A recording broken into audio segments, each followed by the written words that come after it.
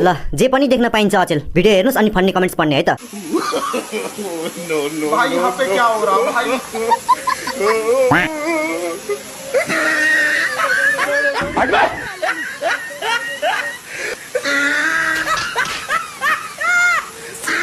ओहो धर्म गर्न पनि गाह्रो छ। कमेन्ट्स पढौँ है त। यो मान्छेले पाप पनि रेनकोट नै लगाएर गरेको हुनुपर्छ। यस्तालाई त झन् बढी पाप लाग्छ। अरे उति टाढा पुगेर यस्तो गर्नु भन्दा थोरै जल मगाएर घरमै छर्केको भए हुने बरु। पक्कै बुढीले किचकिच गरेपछि नुहाइदिएको होला।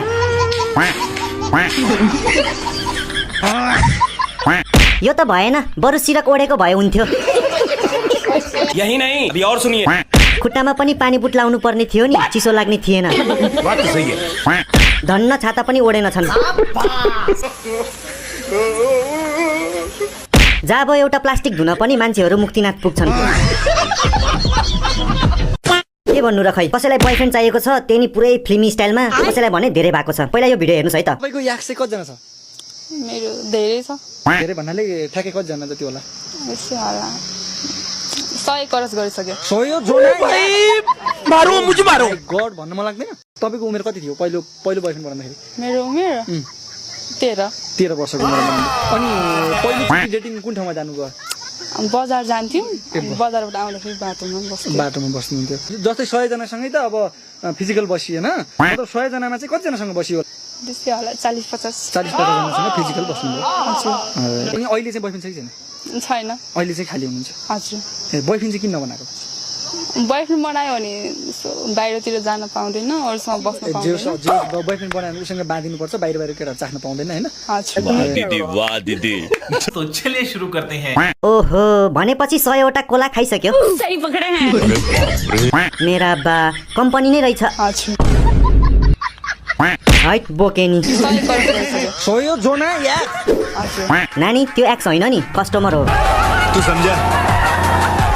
भनेपछि सामान त बाख्राको कान जस्तो भइसक्यो होला। टाइट खोक्लो रहेछ त्यसो भए।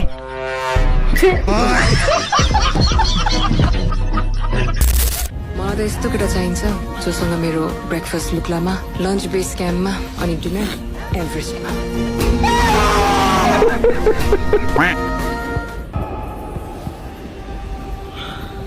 ओहो गाह्रो पर्छ त केटाहरूलाई। कमेन्ट्स पढौँ है त। अझै पनि फर्किनु भएको छैन हिमालबाट?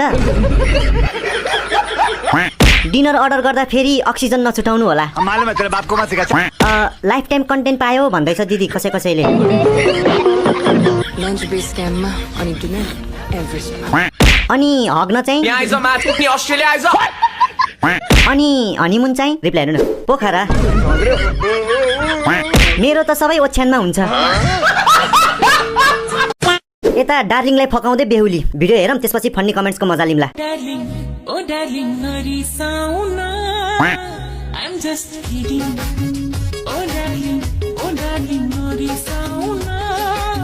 ओके कमेन्ट्स पढौँ है त। ससुराले रसबरी देखाएर कसार भिराए जस्तो छ ज्वाई राजालाई। यसलाई भन्छ पैसाको शक्ति। कमान त तैँले पनि। म ढुक्क छु पहिलेदेखि नै 100% बिहे हुन्छ मेरो। डार्लिङको यो लास्ट भिडियो हो। अब डार्लिङले बिर्सेर पनि भिडियो बनाउनु हुँदैन। ब्रोलाई जिन्दगीले नै किडिङ गरेको बेला बुढा रिसाएको छैनन्, डराएको छन्। डार्लिङ कोमामा छन् अहिले। अहिलेको यो भाइरल मिस थरुनीलाई कसले चिन्दैन होला र। फेरि सुनौँ है त भाषण अनि कमेन्ट्स पढ्ने।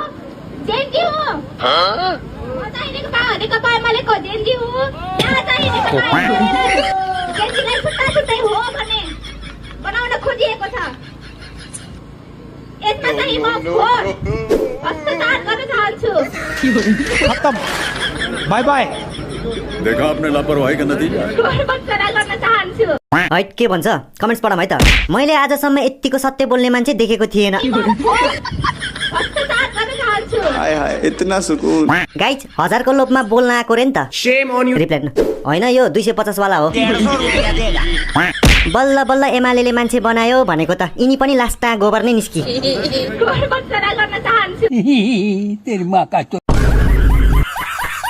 चिल गाइज मासु कम रक्सी बढी भएर हो।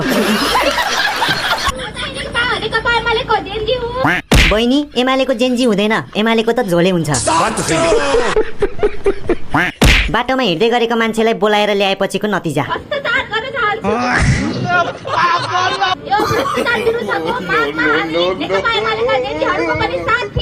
यति भनेपछि घुगी भात फ्री। ल यता पुक्क परेको गाला पनि हेर्दिम अनि कमेन्ट्सले झट्टारो हानौँला।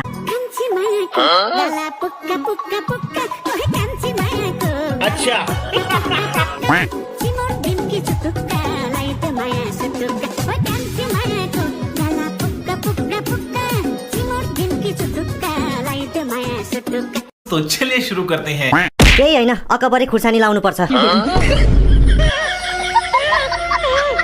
त नि साँच्चीकै पुक्क पुक्क रहेछ कान्छी मायाको गाला। गालामा अलि दारी नि आएको होला, देखाइदियो सुटुक्क। आहा यति राम्रो प्रतिभा रहेछ। भोजराज थापा कहाँ मुन्टेका होलान्।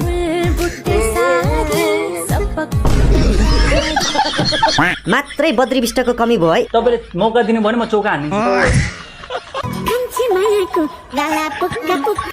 कान्छी मायाको गाला मुजा परेको कालो छाला। ओहो निकुको आफ्नै दुनियाँ छ फेरि। क्याप्सन कन्सिलर भित्ता पोद्दै रे। कन्सिलर एप्लाई गर्दैछ।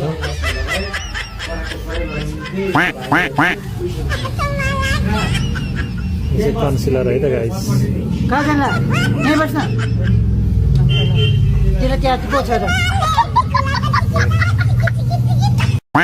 दसैँ गयो, यति धेरै भित्ता त नपोत्नु न दाजु। तिहारको लागि तयारी गर्दै हो के? कुचोले हान्नु न, कुचोले। एसियन पेन्ट्स लगाइदिनु नि 7 वर्षसम्म ढुक्क। ए हो र? सरी ल, एक्सक्युज मी। नाक काट्न मिल्दैन हजुर, अलि मिलाउनु पर्यो। जान्छ रे अब इन्डिया, नाक र काटेर आउँछ रे। यो आन्टीलाई एक्लो महसुस भयो रे गाइज। भिडियो हेर्नुहोस् है त।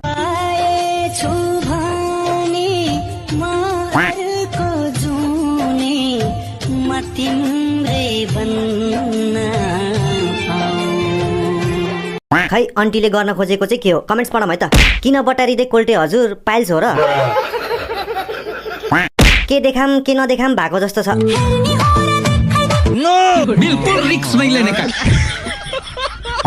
दसैँको मासु पचेन जस्तो छ, अलि चबाएर खानु पर्छ नि मासु। अम्बा खाएर गु अड्क्यो कि के हो? छटपटी हुँदैछ त। सायद पार्न लागे जस्तो छ दिदीले। ल नेपाली ब्रोको भिडियो हेरौँ अनि यसको फन्नी कमेन्ट्स पढ्ने है त। 79 मोडलको 1.5 लाखमा तपाईलाई मैले मारुति कार, तपाईहरुको कोही गाडी चढ्ने सोख छ भने मैले चाहिँ फुल लोडेड एकदम फाइन कन्डिसनमा धनेश्वर अटोमोबाइल र यो गाडीको फ्युचर हेर्नुपर्दाखेरि बवाल थियो। हेर्नुस् तपाईले अरु गाडीमा पाउन सक्ने फ्युचर। ओ भाइ ये क्या है? 1,50,000 मा ल्याएको छ र कोही बात पनि हम त चुतिए हैं। गाडी तपाईको पैसा हाम्रो। तो चलिए शुरू करते हैं। दिनमा कति पटक धकेल्नु पर्छ? रिप्लाई हेर्नु न। जति चोटी स्टार्ट बन्द भयो त्यति चोटी धकेल्नु पर्छ। अनि गाडी बोक्न नाम्लो नि दिनुहुन्छ कि छुट्टै किन्नु पर्छ? ट्र्याक्टर सँगै लिएर हिँड्नु पर्छ होला यार तान्न। फुल लोडेड एकदम फाइन कन्डिसनमा। अलर्ट गाइज, यो गाडी किन्नु र ठमेलका केटीहरूसँग बिहे गर्नु उस्तै हो। क्या बात है सर। 1,50,000 मा ल्याएको छ। इन्जिन पनि छ कि छुट्टै किन्नु पर्ने हो?